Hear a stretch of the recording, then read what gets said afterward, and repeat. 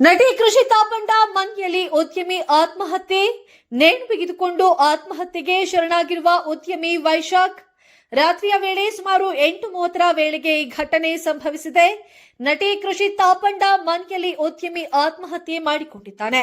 ಇದಕ್ಕೆ ಕಾರಣವೇನು, ಅಲ್ಲಿ ಯಾರು ಇರಲಿಲ್ವಾ ಎನ್ನುವ ಪ್ರಶ್ನೆ ಇದೀಗ ಹುಟ್ಟುಹಾಕಿದೆ.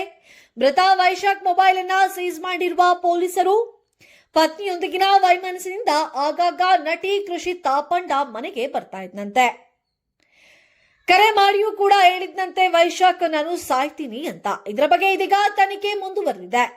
ಅರವಿಂದ್ ವಿಚಾರದಲ್ಲಿ ಅರೆಸ್ಟ್ ಆಗಿದ್ದ ವೈಶಾಖ್ ಮೃತದೇಹವನ್ನ ಇದೀಗ ವಿಕ್ಟೋರಿಯಾ ಆಸ್ಪತ್ರೆಗೆ ರವಾನಿಸಲಾಗಿದೆ. ನಟಿ ಕೃಷಿ ತಾಪಂಡ ಮಂಗ್ಯಲಿ ಉದ್ಯಮಿ ಆತ್ಮಹತ್ಯೆ.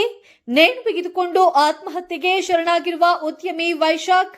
ರಾತ್ರಿಯ ವೇಳೆ ಸುಮಾರು 8:30 ವೇಳೆಗೆ ಈ ಘಟನೆ ಸಂಭವಿಸಿದೆ. ನಟಿ ಕೃಷಿ ತಾಪಂಡ ಮಂಗ್ಯಲಿ ಉದ್ಯಮಿ ಆತ್ಮಹತ್ಯೆ ಮಾಡಿಕೊಂಡಿದ್ದಾನೆ. ಇದಕ್ಕೆ ಕಾರಣವೇನು, ಅಲ್ಲಿ ಯಾರು ಇರಲಿಲ್ವಾ ಎನ್ನುವ ಪ್ರಶ್ನೆ ಇದೀಗ ಹುಟ್ಟುಹಾಕಿದೆ. ಮೃತ ವೈಶಾಖ್ ಮೊಬೈಲ್ ಅನ್ನು ಸೀಸ್ ಮಾಡಿರುವ ಪೊಲೀಸರು.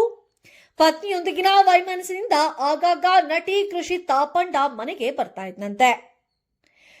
ಕರೆ ಮಾಡಿಯೂ ಕೂಡ ಹೇಳಿದ್ನಂತೆ ವೈಶಾಖ್ ನಾನು ಸಾಯ್ತೀನಿ ಅಂತ. ಇದರ ಬಗ್ಗೆ ಇದೀಗ ತನಿಖೆ ಮುಂದುವರೆದಿದೆ.